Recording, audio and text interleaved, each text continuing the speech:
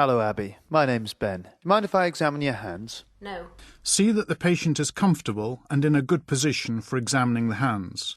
There are many signs to look for. Erythema in acute inflammation. Synovitis can produce swelling of the metacarpophalangeal and interphalangeal joints. Look for deformities such as arachnodactyly in Marfan syndrome or a rotational deformity after phalangeal fracture. Are there mallet, boutonniere or swan neck deformities? Dupuytren's contracture can cause fixed flexion of the metacarpophalangeal and interphalangeal joints of the ring and little fingers. Look for subluxation and deviation of the wrist and metacarpophalangeal joints seen in rheumatoid arthritis. Also check for extra-articular signs of disease, such as small muscle wasting, vasculitis.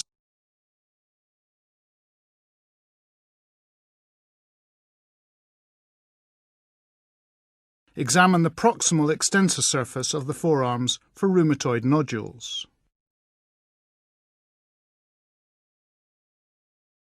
Just going to feel along your fingers. Let me know if it's sore. Palpate along each finger for swelling or tenderness. Hard swellings are normally bony outgrowths called osteophytes, characteristic of osteoarthritis. They're called Heberdens or Bouchard's nodes when they occur at the distal interphalangeal and proximal interphalangeal joints respectively. Hard swellings may also be due to mucous cysts or rarely tumours. Soft swellings suggest synovitis.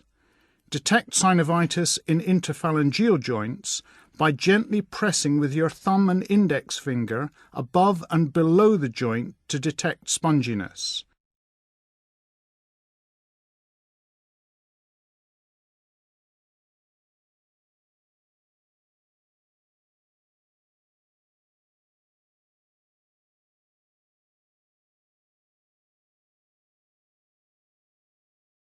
Palpate around the wrists for swelling or tenderness. Osteophytes at the thumb carpo-metacarpal joint can cause squaring of the wrist.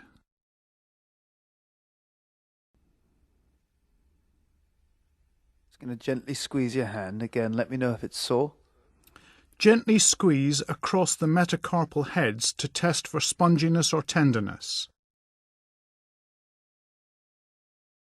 Palpate the flexor tendon sheaths in the hands and fingers to detect local swellings or tenderness.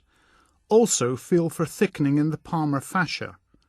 If you detect any swelling, look for triggering or locking during extension of a flexed finger.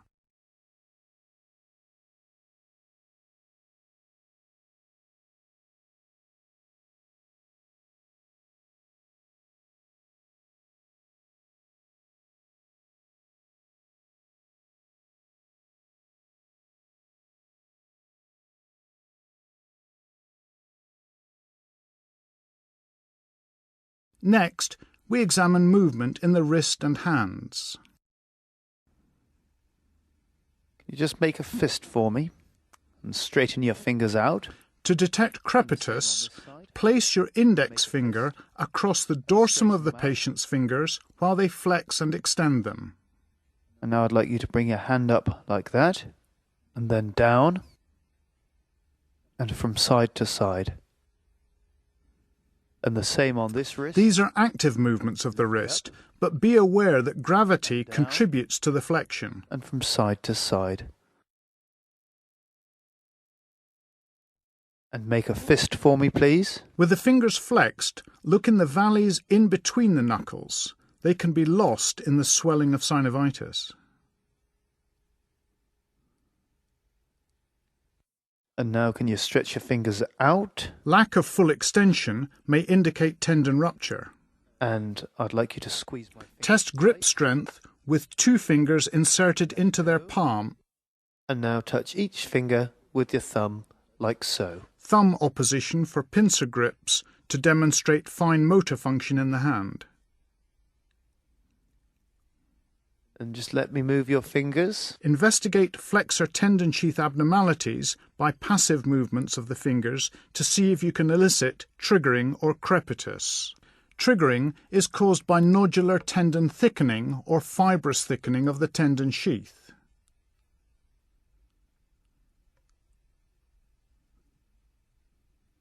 And the same on this hand. The finger tends to jam in a flexed position and requires an external or passive extending force in order to straighten.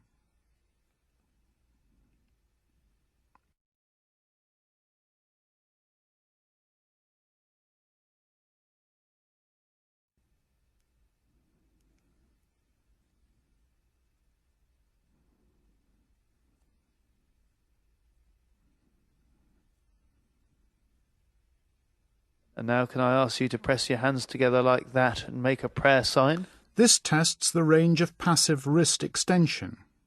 And now flex them the other way. And extension. Look for symmetry of the elbow and shoulder positions. The normal range is 90 degrees in each direction. Thank you very much.